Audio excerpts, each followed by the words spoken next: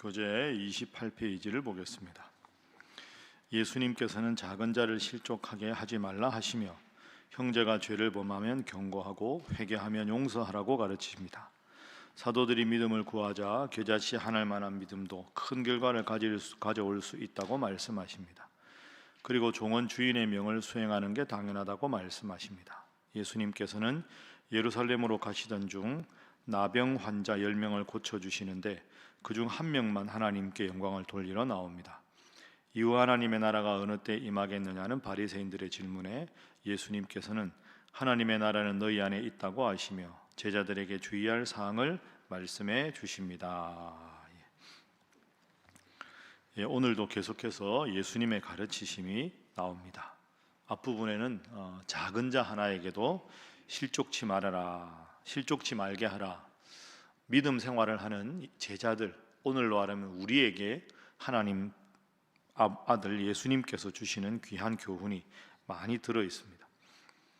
자, 4절 이하에 보시면 겨자씨만한 믿음이 필요하다. 4절, 5절 이렇게 쭉 말씀을 하시고요. 주님과 우리의 관계를 종에 관한 관계와 주인의 관계로 이야기합니다. 자, 7절 한번 보십시오. 17장 7절 너희 중 누구에게 밭을 갈거나 양을 치거나 하는 종이 있어 밭에서 돌아오면 그대로 곧 와 앉아서 먹으라 말할 자가 있느냐. 도리어 그대로 내 먹을 것을 준비하고 띠를 띠고 내가 먹고 마시는 동안에 수종 들고 너는 그 후에 먹고 마시라 하지 않겠느냐. 자, 이 주인이 있고 종이 있습니다. 7절에 보면 종이 밭에서 일을 했거나 아니면 양을 치거나 하루 종일 수고를 했습니다. 다 농사일을 끝내고 집에 돌아옵니다. 집에 돌아오면 주인이 야, 참 너 하루 종일 수고했다. 나하고 같이 식사하자. 이렇게 안 한다는 거죠. 8절에 보면 하루 종일 일하고 왔는데도 이제 너는 주인이 나의 먹을 것을 준비하고 내가 먹고 마시는 동안에 뭐 물 가져오라 그러면 물 가져오고 반찬 필요하다 그러면 반찬 가져오고 그렇게 열심히 수고를 해라. 9절 명한 대로 하였다고 종에게 감사하겠느냐. 그렇게 하지 않는다. 주인과 종의 관계는 주인은 명령을 하고 종은 그 부림을 받아서 열심히 일하는 관계다. 자, 이어서 10절 말합니다. 자, 10절 함께 읽습니다. 시작. 이와 같이 너희도 명령받은 것을 다 행한 후에 이르기를 우리는 무익한 종이라 우리가 하여야 할 일을 한 것뿐이라 할지니라. 아멘. 이 맥락을 보면 이해는 되는데 머릿속으로는, 마음으로는 아유 그래도 주인이 하루 종일 일하고 온 종이면 야 수고 많았다, 나하고 같이 밥 먹자 하고 좀 하는 게 더 멋진 주인이 아닌가, 이런 생각이 들 수도 있습니다. 주인은 주님이고 종은 주님의 제자들, 오늘로 말하면 우리를 뜻합니다. 이게 무슨 뜻이냐 하면 종과 주인의 관계에서 종을 잘 배려하지 않는 주인을 두둔하는 게 결코 아닙니다. 그 당시에는 우리로 말하면 하루에 하루 벌어서 살아가야 되는 일용 노동자들, 오늘로 말하면 그런 사람들이 많았습니다. 일할 게 없으면 그냥 하루 품삯을 못 받으면 집에 가서 식구들하고 그 다음날 끼니를 해결할 수 없는 사람들이 무수히 많았습니다. 그러니까 내가 누군가의 집에 종노릇 한다는 것은 큰 기쁨이고 큰 감사의 제목입니다. 주인이 써주지 않으면 그 다음날 먹을 양식을 살 돈을 못 얻었으니까 굶을 수밖에 없는 상황입니다. 그러니까 요즘처럼 뭐 주인이 종한테 고용계약서를 써서 그 시간보다 더하면 뭐 초과 수당을 주고 공휴일날 근무하면 몇 시간 몇 배를 더 줘야 되고, 이런 상황으로 이 본문을 이해하면 주인이 너무 냉정해 보입니다. 그게 아니라 주인이 써주지 않으면 종은 하루하루 살아갈 힘과 능력이 전혀 없는 사람들. 그러니까 이 종은 어떤 생각을 해야 합니까? 밭에 가서 일을 하고 양을 치면서도 아, 우리 주인이 참 감사하다. 내가 부족한 게 많은데 이 집에서 일할 수 있게 해주시고 여기서 밥도 해결하고 우리 식구들도 집이 작지만 살게 해주셔서 감사하다. 그 마음을 잃어버려서는 안 된다 하는 이런 뜻입니다. 그러니까 오늘 이 본문을 오늘 우리의 삶에 적용하면 누군가와 관계할 때 먼저 하나님이 나에게 주신 것에 감사하는 마음이 필요하다 하는 거죠. 여러분, 직분을 감당할 때도 마찬가지입니다. 하나님이 나같이 부족한 종을 써주심에 감사합니다, 이런 마음이 필요한데, 나 정도 되니까 이 일을 하고, 내가 열심히 하는데 보상이 적다고 섭섭하고, 내가 열심히 하는데 내 마음을 알아주지 않는다고 답답해하고, 누군가에게 내 존재를 부각시키고 내 존재감을 드러내기 위한 일로 그런 마음으로 일하는 것은 철저하게 잘못되었다 하는 거죠. 그저 하나님 앞에 감사하는 마음이 필요하다 하는 것이 오늘 이 비유의 중요한 교훈입니다. 그래서 오늘 첫 번째 기도 제목은 주님 써주심에 그저 감사하게 하소서 하는 것입니다. 주님 써주심에 그저 감사하게 하소서. 은혜를 아는 종, 늘 감사하는 종이 되어야 한다 하는 거죠. 이게 참 쉽지 않습니다. 이게 익숙해지면 이것저것 섭섭한 것 보이고, 나는 열심히 하는데 내 마음을 안 알아준 것 같고, 좀 더 잘 보상받고 싶어 하고, 그런 마음이 듭니다. 거듭 말하지만 오늘 본문의 기본적인 맥락은 주인이 써주지 않으면 살아갈 능력이 없는 자들을 향한 주인의 배려입니다. 아, 하나님의 은혜로 이 쓸데없는 자 왜 구속하여 주는지 나는 알 수가 없도다. 오늘 하루도 은혜로 감사함으로 살아가는 여러분 되시기를 주님 이름으로 축복합니다. 자, 그래서 오늘 본문의 제일 중요한 요절 중에 하나가 방금 읽은 10절입니다. 그죠? 명령받은 일을 다 행하고 밭에 가서 일하고 양치고 집에 왔는데 주인이 밥 먹는데 수종 들라 하고, 그러면 반찬 갖다 주고 물 갖다 주고 뭐 다 하고, 본문에 안 나오지만 설거지까지 다 하고 자기 방에 돌아오면 긴장도 풀리고 몸도 피곤하고, 그때 가서 배고프니까 밥 먹어야 되고, 어떻게 보면 참 피곤한 인생이죠. 그런데 이 종의 고백이 어떠해야 되느냐? 우리는 무익한 종이라 우리가 마땅히 하여야 할 일을 한 것뿐이라 할지니라. 이렇게 고백합니다. 한번 따라해 보시죠. 나는 무익한 종이라. 나는 무익한 종이라. 이 고백이 우리의 고백이 되어야 한다 하는 것이 본문의 교훈입니다. 두 번째 기도 제목입니다. 늘 무익한 종이라 고백하며 생활하게 하소서 하는 것입니다. 늘 무익한 종이라 고백하며 생활하게 하소서. 무익한 종이라 고백한다는 것은 다른 말로 하면 다 하나님의 은혜다 하는 고백으로 살아간다는 거죠.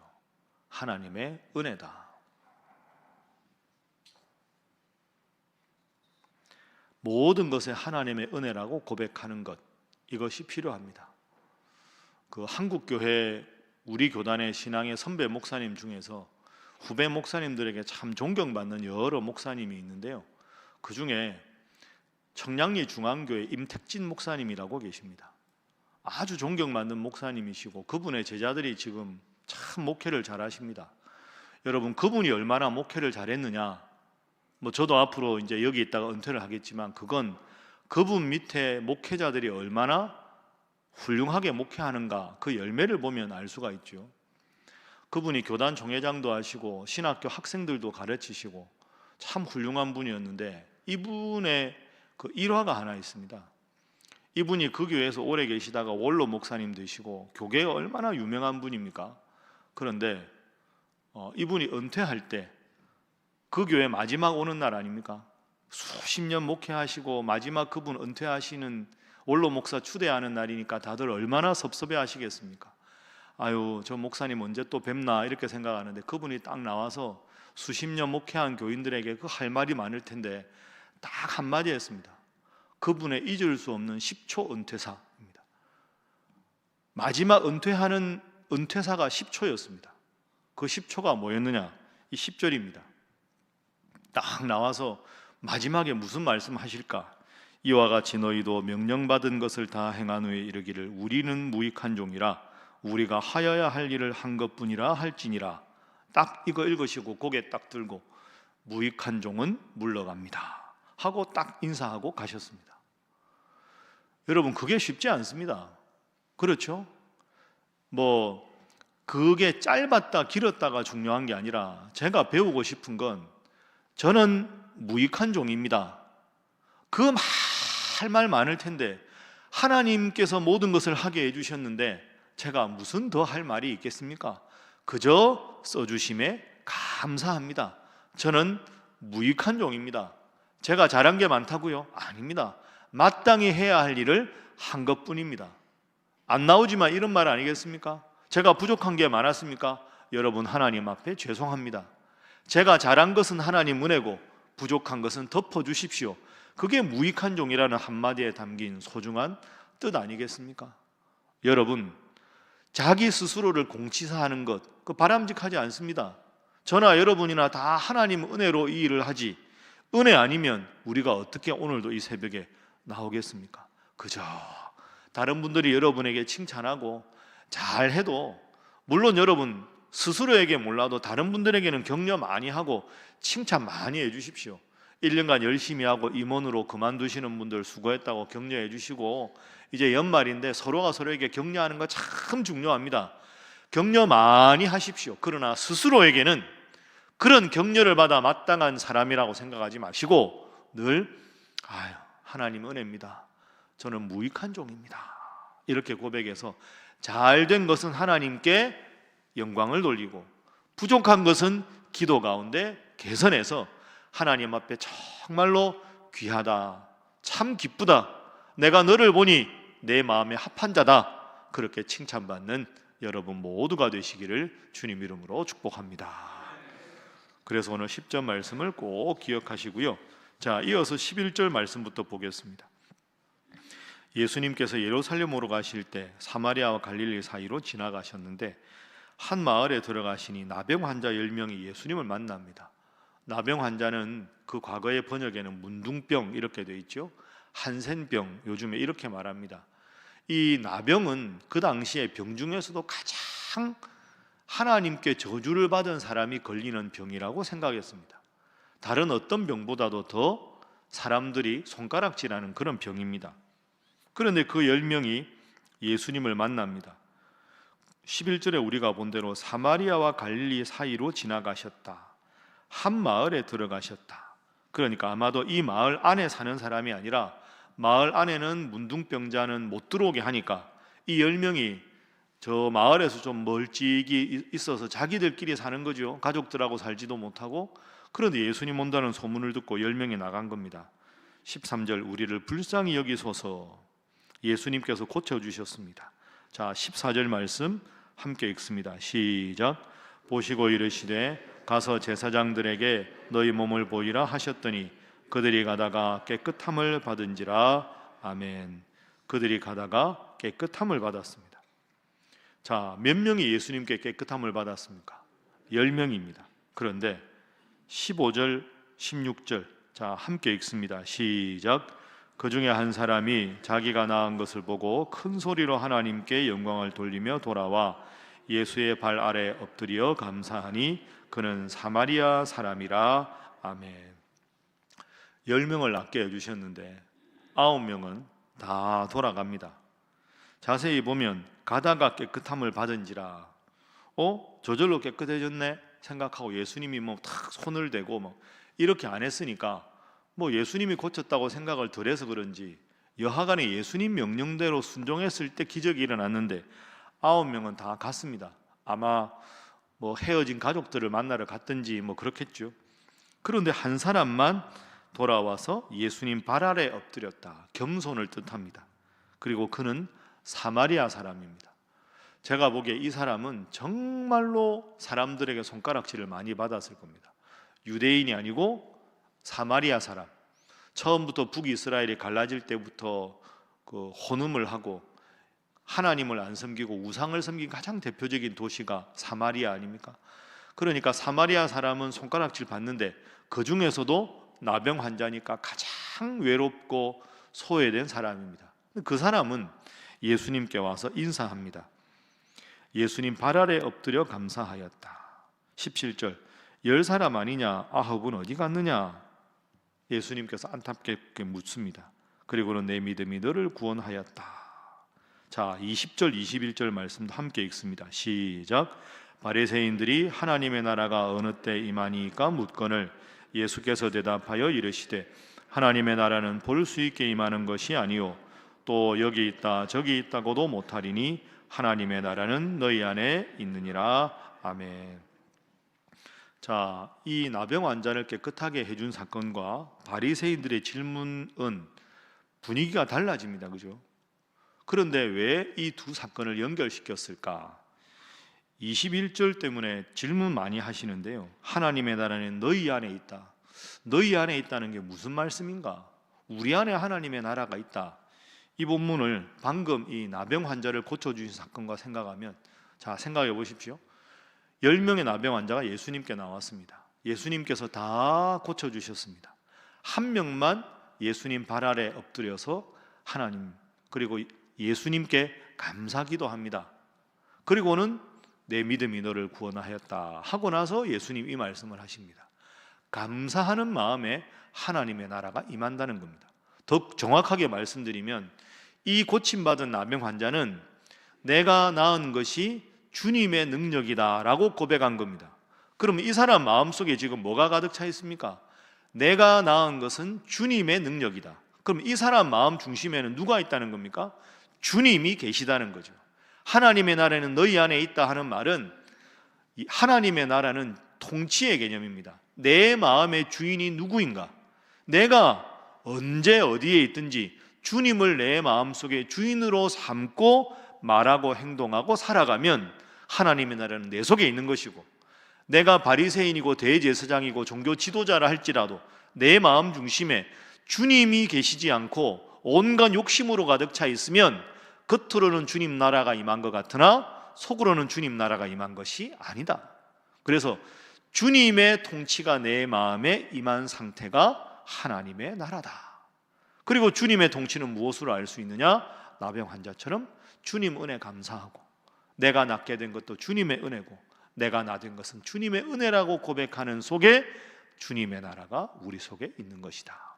세 번째 기도 제목입니다. 감사 속에 하나님의 나라가 임함을 기억하게 하소서. 감사하는 마음, 주님께 감사하는 마음에 하나님의 나라가 내 속에 있다. 이 한 명만 주님께 감사했습니다. 여러분, 오늘 하루도 살아갈 때 두 가지를 꼭 오늘 말씀 통해 기억하십시오. 나는 종이다. 써주심에 그저 감사한다. 내가 나된 것은 하나님의 은혜다. 이 고백으로 여러분 마음속에 주님의 은혜라는 고백이 가득 차서 여러분 하시는 일마다 가는 곳마다 주님의 나라가 임하고 주님의 지배를 받고 통치를 받는 여러분 모두가 되시기를 주님 이름으로 축복합니다. 함께 기도하겠습니다. 하나님, 주님의 일을 하면서 내 생각과 맞지 않다고 누군가를 정죄하고 비판하고 비난하고 또 내가 헌신하는 것을 알아주지 않는다고 그것에 대해서 섭섭해하지 않게 하시고 그저 써주심에 감사하고 때로 아쉬운 일도 주님께서 때가 되면 다 회복시켜 주시리라 하는 마음으로 변함없이 주님 맡겨주신 일에 최선을 다하며 감사하는 마음속에 주님의 나라가 임함을 깨닫고 감사하며 기뻐하며 날마다 살아가게 하여 주옵소서. 서로 돌아보아 사랑과 선행을 격려하게 하시고 오늘도 금요 구역 모임, 교구 모임 가운데 함께 하셔서 서로를 축복하며 주님의 영광을 부를 때 주님의 나라가 온 구역과 교구와 온 교회에 임하도록 역사하여 주옵소서. 이 나라를 주님께서 지켜주시고 이 복잡한 시국에서 하나님께서 함께 하셔서 기독 정치인들이 주님의 뜻을 구하게 하시고 먼저 국민의 뜻을 구하여 이 나라가 안정되고 더 성숙하게 나아가는데 간절하게 자신들의 본분을 다하는 위정자들 되게 하시고 맡겨진 모든 직분을 잘 감당하는 이 나라의 백성들 되게 하여 주시옵소서. 함께 기도합니다. 주여 믿습니다. 주여 믿습니다. 주여 믿습니다.